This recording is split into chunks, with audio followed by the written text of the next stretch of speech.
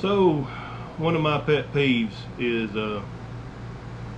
someone calling overdrive distortion or fuzz, vice versa with the other two. They are three different entities, but yet all related, and they're all different history. So the tube screamer, which there was a version or two before this and come out in the late 70s, and what it emulated was a overdriven amp. That's why it's called overdrive. Especially a tube amp, the more you go with that volume knob, the more it's going to break up, start clipping. So that was really to add to an overdriven amp, but in this case we can play at a bedroom setting with a clean amp and overdrive. So next we're going to go to the Boss DS1. It's one of the more iconic. A lot of people don't like them. Everybody has one because I think last I looked you can buy them for 50 bucks brand new. So this one I think I got in a trade, or maybe I bought one at a pawn shop and I think I traded it with something, threw it in with a trade, and then I bought this new. But it's really close to an overdrive. It's overdrive on steroids. It's more distorted sounds. A Marshall amp, some of them got a lot of overdrive. They've got good overdrive, but then you can get distortion out of it. And the third one, this is a mini, a reissue. Back in the 60s they were about the size of a pie plate. It's a fuzz face, and this one is a Jimi Hendrix model. Of course he didn't have his own model back in the day, but it's a fuzz, and a fuzz is the emulation of a busted speaker.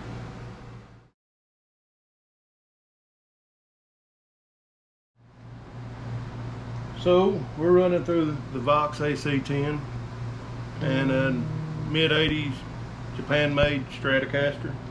It's a Fender. Probably do a video on it later. So right now we're just gonna play clean. Then we're gonna go to the overdrive, which is the green one, and then we're gonna go to the distortion, which is the orange one, and then to the fuzz. I know they're not in that order on the pedal board, but the way you do your command of pedals is fuzz goes before overdrive, and overdrive goes through before distortion most of the time. So right now there's no pedals on, the amp is clean. So I'm gonna play a little clean riff first.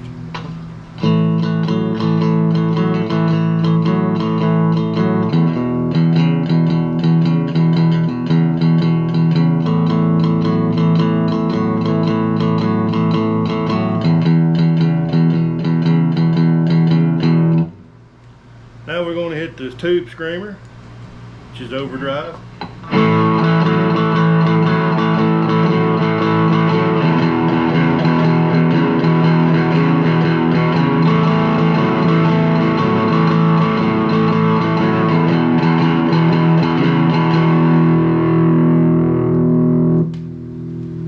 Next we're going to go over to the distortion, the orange one, and it's a Boss DS1 distortion. And we'll talk about that here in a minute.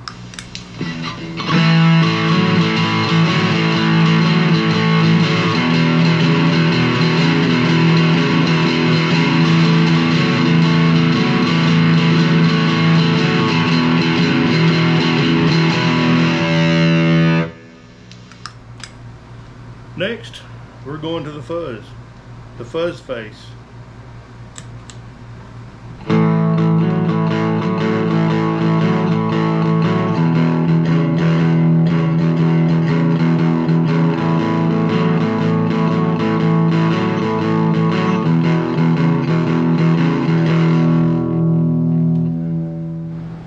didn't have the best example for fuzz, I don't guess, in this video.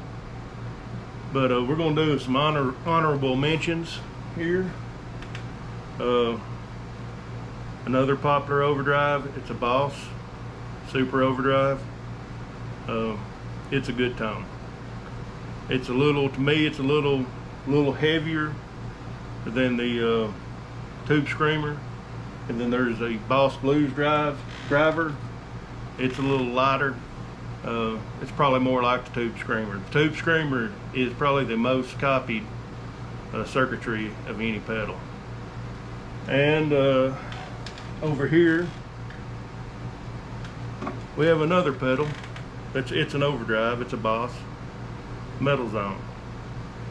And I have probably spent 5 minutes playing this thing total since I've had it.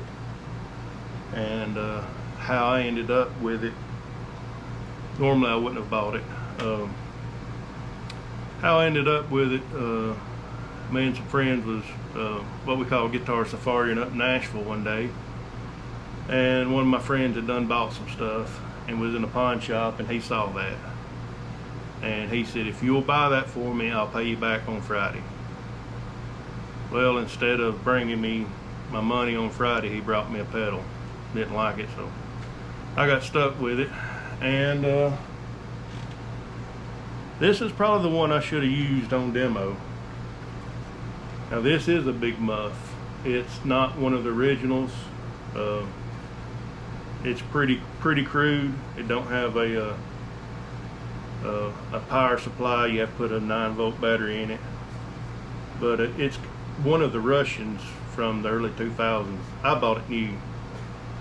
So it's actually pretty wild. It's not as fuzzy as it is just distorted. And here's a little fun fact. Fuzzes come out in the 60s, late 60s, mid 60s. And Jimi Hendrix, Pete Townsend, even the Beatles, some others, they use fuzz.